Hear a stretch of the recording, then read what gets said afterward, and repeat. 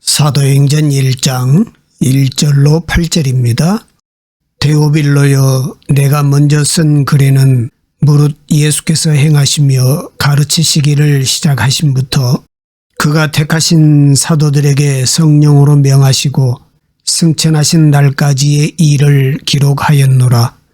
그가 고난 받으신 후에 또한 그들에게 확실한 많은 증거로 친히 살아계심을 나타내사 40일 동안 그들에게 보이시며 하나님 나라의 일을 말씀하시니라. 사도와 함께 모이사 그들에게 분부하여 이르시되 예루살렘을 떠나지 말고 내게서 들은 바 아버지께서 약속하신 것을 기다리라. 요한은 물로 세례를 베풀었으나 너희는 몇 날이 못되어 성령으로 세례를 받으리라 하셨느니라.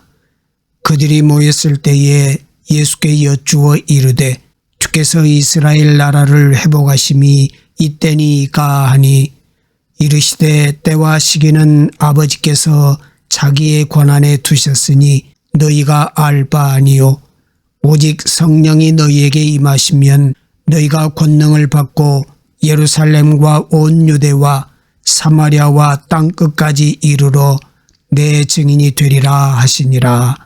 아멘. 하나님의 타이밍, 이 제목을 보면 하나님의 때를 기다리라, 이 정도로 우리가 이해를 하겠는데 전체 내용은 꼭 그런 의미만을 담고 있지는 않습니다. 본문 1절에 데오빌로여, 내가 먼저 쓴 글에는 무릇 예수께서 행하시며 가르치시기를 시작하심부터 이렇게 시작하고 있어요. 이 데오빌로라는 사람이 굉장히 미스테리한 인물입니다. 성경에 이름만 등장을 하지 이 사람의 신분, 정체에 대해서 그렇게 소개가 따로 나와 있지 않습니다. 내가 먼저 쓴 글이 있지요. 사도행전은 누가가 썼습니다. 그럼 누가가 먼저 쓴 글이 있겠지요. 누가복음이지요. 누가복음 1장에 보면 이 데오빌로라는 이름이 또 나옵니다. 거기에서는 데오빌로 각하라는 표현을 쓰고 있습니다. 그래서 아마 로마 정부의 고위 관료쯤 되지 않았겠나. 왜냐하면 그 당시에 유대인들만 복음을 처음 들은 게 아니라 이방인들도, 그리고 많은 고관들이 복음을 들은 예들이 성경에 많이 등장하지요. 어쨌든 누가복음에도 사도행전에도 첫머리에 데오빌로의 이름이 등장을 합니다. 누가복음에는 데오빌로 각하라는 표현을 쓰고 있지요. 굉장히 상대방의 입장과 신분을 존중해서 붙이는 경어입니다. 그런데 세월이 좀 흘렀겠죠. 후에 쓰여진 사도행전에서는 데오빌로여, 이렇게 호칭이 조금 더 친숙해진, 그리고 조금 더 한층 가족 공동체로서 가까워진 호칭을 사용하고 있습니다. 내가 먼저 쓴 글, 누가복음에는 어떤 내용들이 있나요? 예수 그리스도의 가르침, 그분의 제자들의 택하심, 그분의 십자가의 고난, 십자가의 죽으심, 부활 승천 때까지의 일을 먼저 쓴 글, 누가복음에 다 내가 썼다, 이렇게 말하고 있습니다. 그 부분을 한번 확인해 보시죠. 누가복음 24장 50절로 53절입니다. 예수께서 그들을 데리고 베다니 앞까지 나가사 손을 들어 그들에게 축복하시더니 축복하실 때에 그들을 떠나 하늘로 올려지시니 그들이 그에게 경배하고 큰 기쁨으로 예루살렘에 돌아가 늘 성전에서 하나님을 찬송하니라. 이렇게 기록하고 있습니다. 예수님의 승천으로 끝이 나고 그걸 바라보았던 사람들은 큰 기쁨으로 예루살렘에 돌아가서 성전에서 하나님의 약속한 것을 기다리는 장면으로 끝이 나고 있지요. 그런데 오늘 본문 2절에 보니까 그가 택하신 사도들에게 성령으로 명하시고 승천하신 날까지의 일을 기록하였노라. 그가 고난 받으신 후에 또한 그들에게 확실한 많은 증거로 친히 살아계심을 나타내사 40일 동안 그들에게 보이시며 하나님 나라의 일을 말씀하시니라 이렇게 기록하고 있지요. 이 부분이 맥락적인 측면에서 이해가 되어야 됩니다. 그러니까 예수님의 승천이라는 이 주제는 누가복음의 끝부분과 사도행전의 첫머리를 잇는 역할을 하고 있습니다. 여기서 한 가지 좀 불식시킬 오해가 뭐냐 하면 우리는 보통 예수님이 부활하신 다음에 바로 하나님 나라로 승천하신 걸로 오해하고 있을 수 있어요. 보통 순서상 그게 맞는데 오늘 성경에 보니까 이렇게 돼 있죠. 3절 말씀에 그가 고난 받으신 후에 또한 그들에게 확실한 많은 증거로 친히 살아계심을 나타내사 40일 동안 그들에게 보이시며 하나님 나라의 일을 말씀하시니라. 아멘. 부활하신 다음에 바로 승천하신 것이 아니라 제자들을 데리고 다니면서 40일 동안 집중적으로 뭘 가르쳤다는 얘기입니까? 하나님 나라의 일을 가르쳤다는 얘기지요. 예수님은 3년 동안 제자들을 데리고 다니면서 동고동락하시면서 가르치셨습니다. 그리고 체포되어서 고난받으시고 십자가에 죽으시고 사흘 만에 부활하시죠. 그리고 바로 승천을 하신 게 아니라 승천하시기 전 40일 동안을 제자들을 데리고 다니시면서 하나님 나라에 대해서 집중적으로 가르치셨다는 얘기입니다. 이 하나님의 나라는 죽으면 우리가 다 천국 갑니다. 이런 나라만을 설명하는 건 아닙니다.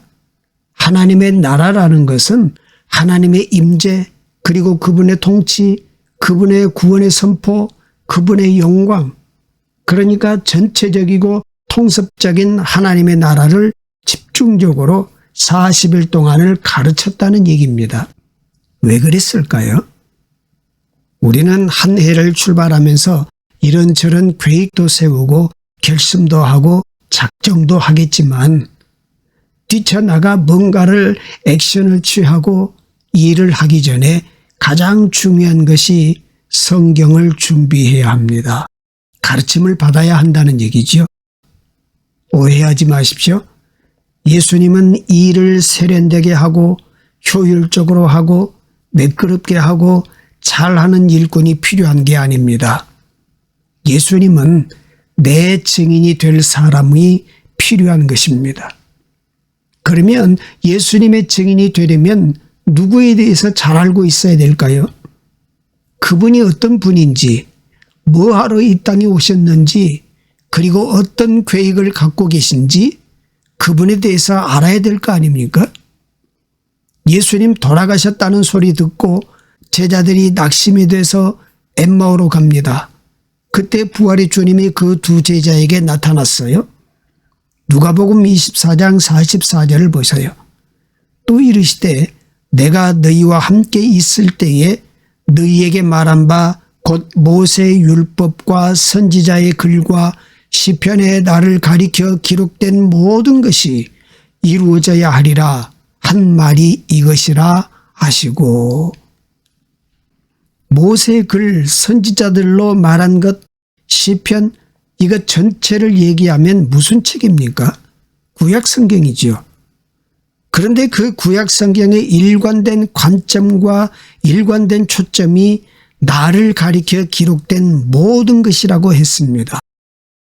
여기 나는 누구겠습니까? 예수님이에요.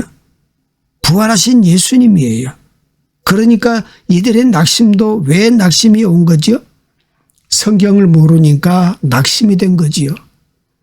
구약에 이 메시아가 오시는데 이분이 어떤 모습으로 오시고 왜 고난을 받고 왜 죽어야 되고 왜 부활이 있어야 되며 왜 다시 승천을 해야 되는지에 대한 기록들이 구약의 선지자들의 글을 통해서 모세의 글을 통해서 시편을 통해서 빼곡하게 기록되어 있습니다. 제자들을 포함해서 당시 유대 사람들은 구약을 달달 공부하고 외우고 법조문처럼 들고 있었지만 그 의미와 뜻에 대해서는 모르고 있었다는 얘기입니다.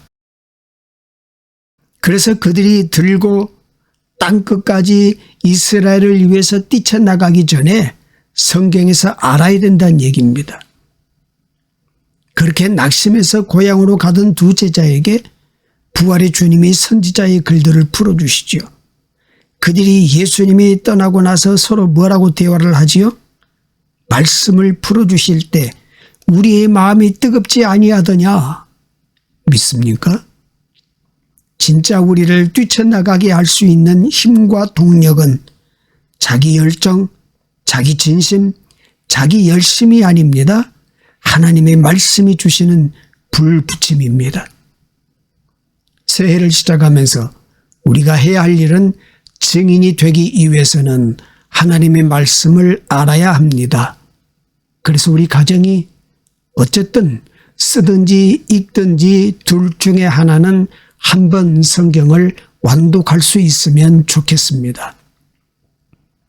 누가복음 24장 45절로 48절 말씀을 다시 보십시오.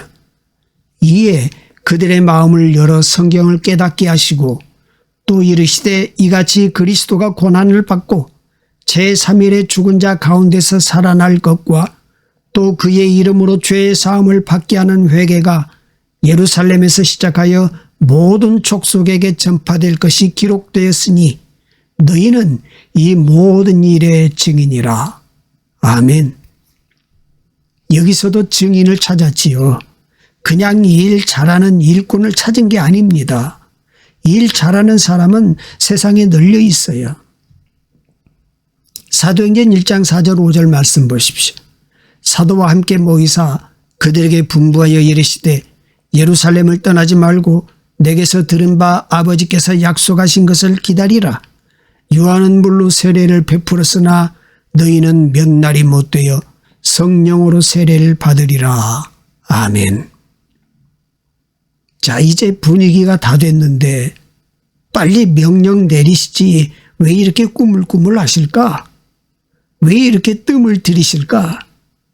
우리가 기다리던 그 디데이가 온 것 같은데 왜 꾸물거리실까?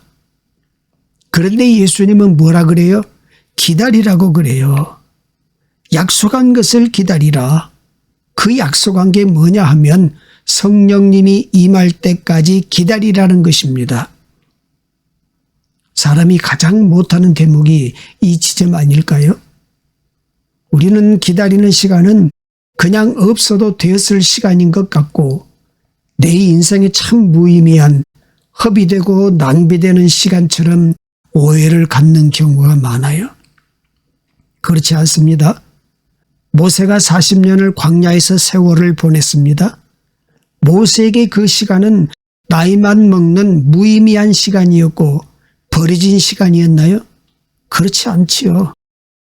모세는 한창 모든 힘의 절정에 있을 때 준비된 애굽의 문명의 지식과 배운 무술을 가지고 민족을 어떻게 좀 구원해 보려고 하다가 살인을 저질렀지요. 그리고 쫓겨 광야로 들어가 40년을 말벗 하나 없이 허허로이 흘러다니는 구름을 바라보면서 양떼, 소떼 우는 소리만 친구 삼아 부리스말만 있어도 안 한다는 처가살이를 40년을 하지요. 나중에는 모국어도 더듬어지지요. 나는 말을 못합니다 그러잖아요. 그가 말재주가 없다는 말은 아닐 것입니다. 그런데 그 40년은 모세에게 어떤 시간이었을까요? 인간적인 힘을 빼는 시간이었습니다. 그래서 이 힘이 빠졌을 때, 그래서 더 이상 스스로도 이제 나는 광야의 지푸라기 같은 존재다라고 자기 존재에 대해서 아무 가치를 못 느낄 때 하나님께서 가시떨기 불꽃 가운데 나타나셔서 신비한 광경을 보이시지요. 불이 붙었는데 나무가 타지 않아요. 무슨 뜻일까요? 내가 너를 쓰겠지만 너의 어떤 재간, 조건, 재능, 능력을 쓰는 것이 아니다. 내가 한다. 그 뜻이거든요. 기다리라는 말은 버려진 시간, 무의미한 시간이 결코 아니라는 것입니다. 예배하는 성도들 가운데도 그런 시간과 마주 앉은 분들이 있을 것입니다. 언제까지 기다려야 되나? 조금만 더 기다리세요. 언제까지가 아니라 조금만 더 기다리십시오. 창세기에도 보면 점점 식솔들이 늘어나니까 목동들이 자주 싸우죠. 그래서 아브라함과 롯이 헤어지잖아요. 드디어 롯의 입장에서는 쾌재를 부르는 거지요. 야, 이제 나도 내 몫을 챙겨서 독립을 하게 됐구나. 그리고 신이 나서 그가 어디로 좋을까 하고 돌아다니는데 딱 한눈에 물 좋고 경치 좋은 데가 들어오는 거지요. 여기다 하고 옮겨서 텐트를 치는데 거기가 어디죠? 소돔과 고모라 지역이에요. 머지않아 몰락을 하고 말지요. 그때 성경 기자가 아주 중요한 단어 하나를 쓰고 있습니다. 창세기 13장 10절에 롯이 눈을 들어 그랬습니다. 히브리 말이 눈을 든다는 말은 발 뒤꿈치를 들어서 손을 미간에 붙여 앞날을 조망한다, 그 뜻입니다. 그런데 그 주어가 누구죠?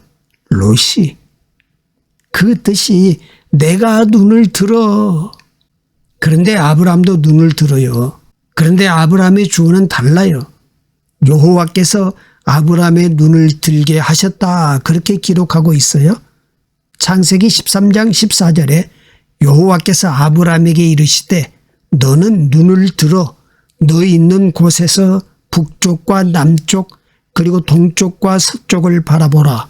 보이는 땅을 내가 너와 내 자손에게 주리니 영원히 이르리라. 아멘. 가나안 땅을 다 주지 않습니까? 결국 어느 땅을 택해야 복이 되냐는 문제가 아니라 하나님의 임재를 경험하는 인생인가 아닌가가 보는 기준이에요. 믿으시기 바랍니다. 우리는 자꾸 인생을 선택할 때 착각할 때가 많아요. 이 직장을 가야 제가 성공할까요? 저 직장을 택해야 성공할까요? 그런 건 없습니다. 우리가 하나님의 임재에 붙들려 있다면 어디를 가도 거기가 복이 되는 것임을 믿습니다. 그래서 기다리라. 왜? 성령님이 오시도록까지 그분의 힘에 의해서 인도를 받아야 되기 때문에. 시편에서도 다윗이 고백하는 것은 그분이 안위하시리라, 인도하시리라. 무슨 뜻인가요? 양은 목자가 길의 주도권을 갖고 있다는 뜻입니다. 양이 저쪽 가면 좀 먹잇감이 있을 것 같은데요. 저쪽으로 가볼까요? 양이 그럴 수 있어요? 양은 철저히 안전하고 철저히 행복하고 철저히 배부르려면 목자를 바짝 쫓아야 가장 안전하고 가장 행복하고 가장 배부른 길을 확보하게 되는 것입니다. 그러니까 항상 우리에게 절대적인 조건, 필요한 것은 목자와의 동거입니다. 함께함이고 임재입니다. 요한복음 14장 26절 말씀에 보혜사 곧 아버지께서 내 이름으로 보내실 성령 그가 너희에게 모든 것을 가르치고 내가 너희에게 말한 모든 것을 생각나게 하리라. 아멘. 이 성령님이 내 안에 내주하셔야 우리가 어디로 갈지, 어디로 가야 안전할지, 어디로 가야 주님의 뜻대로 사는 건지 성령님이 내 안에 내주하셔서 내 길을, 한 해의 걸음을 가르친다는 말씀입니다. 그분이 아직 내주하시지도 않았는데 자기들의 급한 마음 기다리지 못하고 들고 뛰었다가는 될 일도 다 망가뜨리는 경우가 많았잖아요. 그래서 우리가 올해는 좀 기다립시다. 어떻게 기다리냐면 먼저 내가 액션을 취하지 않는 것입니다. 늘 인간이 급하지요. 기다린다는 것은 그분이 먼저 어루만지고 일하실 수 있는 여지를 우리가 내어드리는 훈련을 하는 것입니다. 그 다음에 6절 중요한 구절인데요. 그들이 모였을 때에 예수께 여쭈어 이르되 주께서 이스라엘 나라를 회복하심이 이때니까 하니 물어본 거예요. 이 사람들의 질문이 두 가지 문제가 있습니다. 이때입니까를 물었고 이스라엘 나라의 회복이에요. 이스라엘 나라의 회복은 수천 년 전서부터 이 민족이 꿈꾸던 회복입니다. 지금은 누구의 압제 아래에 있는가 하면 로마 제국의 압제 아래에 있습니다. 그래서 이들은 당연히 그 질문을 이스라엘 나라로 물었어요. 그리고 지금입니까? 지금 다 된 것 같은데요. 이 질문이 틀렸다는 것조차 모르고 있다는데 문제가 있는 것입니다. 그런데 이 질문을 통해서 하나님은 우리 모두에게, 제자들에게, 교회 공동체에 새로운 시선을 열어줍니다. 새로운 시야를 눈뜨게 만듭니다. 그러자 예수님이 대답으로 들어가시죠. 이르시되 때와 시기는 아버지께서 자기의 권한에 두셨으니 너희의 알 바 아니오. 이렇게 말씀하시죠. 이게 지금 앞뒤가 안 맞죠. 오늘 제목이 뭡니까? 하나님의 타이밍입니다. 그리고 제자들도 그 타이밍을 물은 것입니다. 이스라엘 나라를 회복하심이 지금입니까? 라고 물었어요. 그러면 3년 후에 올 거다. 아니면 4년 후에 올 거다. 이렇게 조금 실질적이고 구체적으로 말씀해 주시면 얼마나 좋겠습니까? 그런데 그건 너희 알 바 아니다. 오늘 제목하고도 안 맞잖아요. 그러면 타이밍을 알고 싶어서 지금 귀를 쫑긋하고 다 듣고 계시는데 너희 알 바가 아니다. 그러면 뭘 들으라는 거예요? 그 권한은 아버지 자신에게 있단 말이에요. 그리고서 예수님이 마지막 절에 중요한 새로운 시야를 열어놓으시는데 오직 성령이 너희에게 임하시면 너희가 권능을 받고, 그 말은 우리 힘으로 하라는 얘기입니까? 성령님의 힘으로 하라는 얘기입니까? 성령님의 힘으로 하라는 거지요. 우리 힘으로 하지 말고 여러분 모든 하나님의 일은 인간의 머리를 쓰고 힘으로 될 일이 아무것도 없어요. 그건 된 듯 보여줘도 그건 자기 일이지 하나님의 일이 아닙니다. 보십시오. 권능을 받고 예루살렘과 온 유대와 사마리아와, 여러분 예루살렘과 온 유대까지는 이해가 되는데 사마리아가 나와요. 사마리아는 유대인들이 밟지도 않는 땅입니다. 원수를 넘어서 개, 돼지 취급받은 땅입니다. 그런데 예수님은 그런 민족적 의식에 꽉 묶여 있던 제자들에게 예루살렘과 유대와 사마리아와, 여기서 멈춘 게 아니라 어디까지요? 땅끝까지.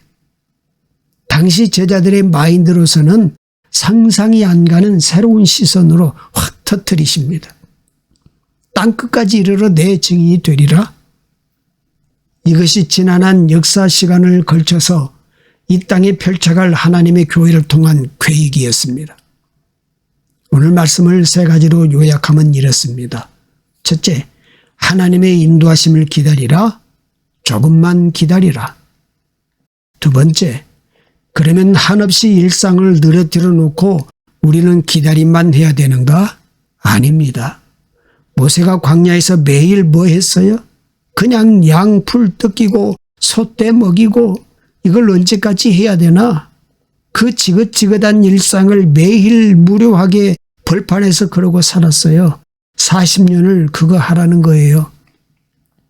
사실은 제일 힘든 게 무료하게 일관되게 반복되는 일들을 꾸준히 하는 것이 참 어렵습니다. 마치 우리는 그 일상이 감춰진 시간이라는 걸 잘 모르지요. 다가오지 않는 미래만 내 인생에 감추어진 사건으로 오해를 합니다. 아닙니다. 정말 감추어진 시간은 오늘 내 생애의 일상이에요. 지금 할 수 있는 그 적절한 일을 하는 거예요. 정말 최고의 현실적인 선교의 현장은 오늘입니다. 그리고 마지막 세 번째, 그러기 위해서 우리가 기다리면서 뭘 다시 집중적으로 배워야 할까요? 하나님의 말씀. 하나님의 말씀을 잘 준비해서 증인으로 나가야지 단순히 일꾼으로만 나가면 그건 용역 사가지고 데리고 나가면 돼요. 그러나 성경은 오늘 일꾼을 그냥 찾는 게 아니라 증인을 찾고 있습니다. 오늘 주신 말씀처럼 세 가지 적용을 했으면 좋겠습니다. 첫째는 하나님의 시간을 기다리게 하옵소서. 내가 먼저 작용하지 않도록 도우시고 문제를 해결하는 사람이 아니라 주께로부터 해결받는 인생이 되게 하여 주옵소서. 두 번째는 오늘 당장 내가 감당해야 될 아무 의미 없어 보이는 그 어떤 것일지라도 그 속에 하나님의 뜻이, 그분의 시간이 감춰져 있습니다. 그리고 마지막으로 우리가 일꾼이 필요한 게 아니라 증인이 필요하다는 이 엄청난 사실 앞에 하나님의 말씀으로 잘 준비되는 한 해가 될 수 있도록 이끌어 주시옵소서. 기도하겠습니다. 모든 만물을 다스리시고 생명을 주신 하나님, 우리 생명이 하나님 손에 달려 있음을 믿습니다. 이 하루도 마음의 평안과 기쁨을 허락하시고 하나님이 기뻐하시는 삶을 살도록 인도해 주옵소서. 주님, 눈앞의 배고픔도 시련의 풍랑도 모든 인생의 문제를 해결해 주시는 분은 오직 주님뿐임을 고백합니다. 나다, 두려워하지 말아라. 이런 주님의 음성이 삶 속에 귀에 선명히 들려오게 하옵소서. 하나님이 계획하신 시간에 맞추어 순종하게 하시고 조급함과 불안함을 버리고 하나님 뜻에 오롯이 집중하고 그 뜻을 따라 움직이게 하옵소서. 예수님의 이름으로 기도드립니다. 아멘.